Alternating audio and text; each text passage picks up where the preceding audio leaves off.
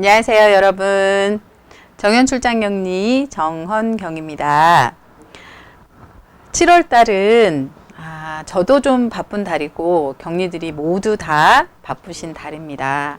특히 부가세 신고가 있기 때문에 그런데요. 오늘은 이제 상반기 전체의 세금 계산서를 마감하실 수 있는 7월 10날입니다. 그래서 오늘까지 세금 계산서를 발행 다 마치셔야 되고요. 전송은 내일까지. 네, 그렇게 해서 전자세금 계산서를 마무리하셨다면 이제 매입도 오늘 빠진 게 없는지 잘 확인하셔야 됩니다. 왜냐하면 미수치 하시거나 지연수치 하셔도 네, 전자세금 계산서는 가산세가 붙을 수 있습니다. 네. 자, 오늘은 7월 25일에 하는 부가세 신고에 대해서 잠깐 안내해 드리겠습니다. 부가가치세란 기업이 일정 기간의 생산, 유통 등 산업활동에서 창출한 가치를 말합니다. 부가가치세에 대해 소비하는 사람에게 일정한 세금을 부과해서 징수하는 거죠. 그래서 우리나라는 단일 세율 10%의 세율이 붙습니다. 그래서 특징은 국세죠. 국가에서 직접 징수합니다. 그 다음에 간접세. 직접 내가 소득세를 직접 납부하는 이런 세금이 아니고 회사를 통해서 납부하게 되는 간접세. 그 다음에 물건에 붙어 있는 세금, 물세. 그 다음에 특별한 고가의 물건에 7%의 개별 소비세가 붙는데 그게 아니고 이건 일반 소비세. 그 다음에 단일 세율, 10%의 단일 세율. 뭐 이래서 부가세에 대한 특징이 좀 있습니다. 그래서 부가세 내기 싫으시면 물건 안 사시면 됩니다. 근데 그럴 수 없잖아요. 그래서 기업은 매출 세액, 매출을 했고 거기에 10%의 세액을 붙여서 판매를 하니까 매출 세액, 그 다음에 저희가 원료를 사거나 다른 자재를 구입을 했을 때 매입이 들어오죠. 이 매입에도 10%의 부가세가 붙어서 옵니다. 10,000원에 1,000원 해서 저희는 11,000원을 대금을 지급하게 되는 거죠. 그러면 매출 세액에서 매입 세액을 뺀 나머지 차액을 저희는 7월 25일 날 국가에 부가세 신고를 하게 됩니다. 물론 뭐 직접 하실 수도 있겠지만 대부분은 저희는 세무대리인을 통해서 부가세 신고를 하죠. 그러니까 세무대리인에게 정확한 서류를 전달해야 됩니다. 자, 과세 대상 이래가지고 일반 사업자, 간이 사업자, 이렇게 면세 사업자, 겸업 사업자, 이런 구분들은 제가 앞서서 다 미리 설명을 드린 내용이고요. 신고 납부 기한에 대해서만 정확히 알려드릴게요. 자, 1, 2, 3은 일기 예정. 그래서 4월 25일. 그 다음에 4, 5, 6. 이거는 1기 확정 기간이에요. 그래서 1월부터 6월 달까지의 전체 6개월 동안의 부가세 신고를 하는 기간입니다. 개인은 예정에는 신고하지 않고 지난 분기에 냈던 금액의 절반, 그래서 예정 고지 금액만 내게 되시는 거고요. 법인은 예정과 확정 구분짓지 않고 다 신고 납부하게 됩니다. 간이 과세자는 1년에 한 번 하시는데요. 이때는 1월 25일 날 하게 되십니다. 그래서 7월 25일에는 하지 않으시는 거죠. 그래서 일단 과세 대상 신고 기한 그렇게 나눠서 일단 7월 25일 날은 일반 사업자, 법인 사업자 다 하셔야 됩니다. 그래서 굉장히 바쁜 시기입니다. 이거는 저희 회사에서 매 거래처별로 한 달, 두 달, 이렇게 해서 1개월, 2개월, 3개월 이렇게 차례차례 한 달에 부가세 정도를 얼마큼이나 차액이 나는지를 네, 엑셀로 정리해 놓은 파일이에요. 그래서 매달 이 서류를 통해서 아니면 회계 프로그램을 통해서 사장님께 부가세에 대해서 알려드려요. 실질적으로 제가 근무를 하다 보면 사장님들께서 굉장히 힘들어 하시는 세금이 부가세예요. 왜냐하면 사실 받을 때는 좋죠. 내가 10,000원 팔았는데 1,000원이 붙어서 와서 내 통장에 11,000원이 찍히잖아요. 네. 그러다 보니까 꼭 1,000원은 당연히 부가세라서 내가 갖고 있다가 내야 되는 세금인데 요즘 어려우시다 보니까 이 자꾸 1,000원도 같이 사용하세요. 급여에도 묻어서 들어가게 되고 세금 납부에도 묻어서 들어가게 되고 그래서 부가세를 따로 챙겨 놓으실 만큼의 여유가 없으세요. 그러니까 6개월에 한 번씩 이렇게 부가세가 덤탱이 돈이 목돈이 돼 버려 가지고 사장님들이 굉장히 힘들어 하세요. 그래서 사장님 7월달, 8월달, 이렇게 5월달, 6월달 뭐 이렇게 각각 얼마 정도씩은 꼭 적립을 해놔야 그래야 이 돈이 최종적으로 국가에 내는 세금이 되기 때문에 요 돈은 꼭 챙겨 놓으셔야 됩니다. 라고 미리미리 저희는 세금 예방 주사를 놔드립니다. 그래서 사장님이 한꺼번에 너무 크게 내가 막 1,500만 원, 2,000만 원씩 내야 돼? 아이고 힘들어서 큰일 났다 하시지 않게끔 예방 주사를 놔드리고 있습니다.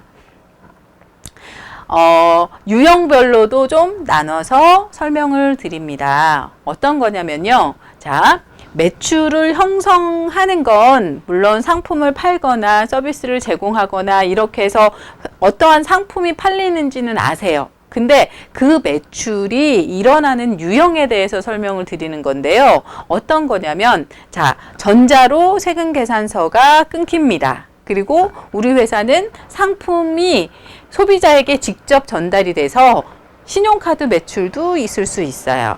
그 다음에 현금 영수증 매출도 있습니다. 그 다음에 그냥 소비자가 직접 사가시면서 현금 영수증도 아니고 뭐 그냥 현찰로 사가시는 거예요. 그럼 뭐예요? 기타 매출, 현금 매출도 있을 수 있습니다. 그 다음에 거래처에게 물건을 납품을 하는데 그 거래처에서도 물건을 사와요. 그러면 우리는 어때요? 상계되기도 하잖아요. 그러면은 얘도 사실은 매출과 매입이 동시에 일어난 거니까 한쪽은 매출로 잡고 한쪽은 매입으로 잡아야죠. 그래서 상계되는 금액도 있을 수 있습니다. 그래서 부가세를 뭐 1월 달에 1,500만 원이라는 부가세가 만들어졌다면 그거는 매출이 얼마였는지 이 매출에서는 또 세분화돼서 세금 계산서 발행된 거, 신용카드 발행된 거, 현금영수증 발행된 거, 통장에 아무 이유 없이 돈이 들어왔는데 이건 어떤 돈이냐? 이게 매출 누락인 거냐? 아니면은 뭐 빌린 거냐? 이렇게 정확히 정리가 되어야지만은 나중에 손해를 보지 않으시기 때문에 저희는 유형별로도 정리를 합니다. 그 다음은 요거는 이제 일반 과세자 부가가치세 신고서인데요. 사장님들이 이 신고서를 잘 안 보세요. 왜냐하면 너무 이렇게 내용이 이렇게 써 있으니까 무슨 뜻인지 잘 모르시겠대요. 그래서 신고서를 잘 안 보시고 최종적으로 그냥 납부서만 받아서 납부를 하게 되시는데요. 이제는 신고서도 꼭 챙겨보시라고 말씀드리고 싶어요. 그래야 정확히 우리 회사의 6개월 동안에 상반기 동안의 매출은 얼마이고 매입은 얼마이고 이 매입 중에 세액으로 혹시 빠진 건 없는지 그래서 정확히 내가 내 세금을 얼마인지는 알고 내시는 것이 중요하겠다. 그래서 부가가치세 신고서도 꼭 받으시고 확인하시고 세금을 납부하셨으면 합니다. 자, 면세사업자는 부가세 신고를 하지 않죠. 왜냐하면 면세니까 아예 세금 자체가 없잖아요. 그러면 면세사업자 하시는 분들이 그런 말씀을 하시는 걸 들었어요. 나는 부가세를 다 손해봐. 왜냐? 나는 내가 파는 거는 면세기 때문에 당연히 세금 없이 주지만 내가 사오는 것 중에는 면세뿐만 있는 건 아니거든요. 예를 들면 전기세 이런 것도 다 과세잖아요. 그럼 전기요금에 붙어 있는 부가세는 나는 손해보는 거 아닌가? 네, 그렇지 않으시죠.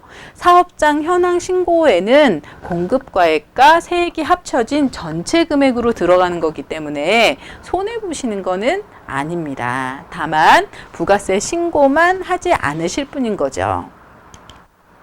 자, 겸업사업자에 대한 설명을 잠깐 드리겠습니다. 과세와 면세, 네, 다 같이 가지고 계신 분을 겸업사업자라고 합니다. 겸업사업자인 경우에는 과세가 먼저 와서 다 면세가 훨씬 금액이 많더라고 하더라도 과세가 있으시면 부가세 신고를 꼭 하셔야 되고요. 겸업사업자들은 과세품이 면세품이 되지 않도록, 면세품이 과세품이 되지 않도록 잘 관리를 하셔야 됩니다. 왜냐하면 예를 들면 이런 경우를 봤어요. 식당에 물건을 납품을 하시는 사장님들께서는 저희 회사에서는 나갈 때는 당연히 과세품이지만 식당 주인이 과세를 원하지 않아요. 나는 부가세 신고가 필요 없어. 그렇기 때문에 난 부가세 주기 싫어. 나 면세로 줘. 당신 면세 있잖아. 다 뭐 면세로 줘. 왜? 자꾸 이런 말씀을 하신대요. 그래서 그게 너무 고민이라고 하시는 거예요. 예. 주유소에 가시면 경유와 휘발유는 구분하십니다. 하지만 부가세 빼고 주세요 라고 하실 수 있어요? 전혀 그러실 수 없어요. 부가세는 선택하실 수 없습니다. 그렇기 때문에 과세품은 당연히 세금 계산서로 발행이 돼야 되고요. 면세품은 당연히 계산서로 발행이 돼야 됩니다. 과세품을 면세로 속이시고 면세품이 뭐 가공하셨으면 당연히 과세품이 되는 건 그건 상관없겠죠. 근데 과세품을 자꾸 면세품으로 둔갑시키시면 나중에 세무조사를 받으실 수 있으실 것 같아요. 국세청에선 정말 정밀한 프로그램을 사용하고 있다는 걸로 저는 알고 있습니다. 자, 안분 계산에 대해서 설명을 드리는 건데요. 이름이 좀 어렵잖아요. 그죠? 네. 자, 면세 사업 등에 관련된 매입세액. 그래서 공통 매입세액에서 그 금액은 빠져야 된다라고 보는 거죠. 그래서 과세사업자와 면세사업자가 있으신 경우에는 꼭 안분 계산까지도 거치셔야 됩니다. 그래서 안분 계산 하실 때의 주의사항은 공통 매입세액이 발생한 당해 과세기간에 과세, 면세, 비율에 의해서 꼭 계산할 것. 말이 어렵죠. 저희가 직접 할 게 아니고 세무 대리인이 안분 계산을 해주니까 어때요, 여러분? 저희는 정확하게 매출 금액, 매입 금액, 그걸 정확하게 알려줘야 되고 상품은 얼마, 제품은 얼마 이런 식으로 명확하게 구분지어서 세무 대리인에게 자료를 전달해주면 됩니다. 제가 꼭 세무 대리인에게 세무 기장을 맡겨라 이렇게 지금 말씀드리는 것 같지만 사실은 정확하게 회사에서 1차 관리가 되고 그걸 가지고 세무 대리인이 신고를 하는 것이 맞다라는 설명을 드리는 거예요.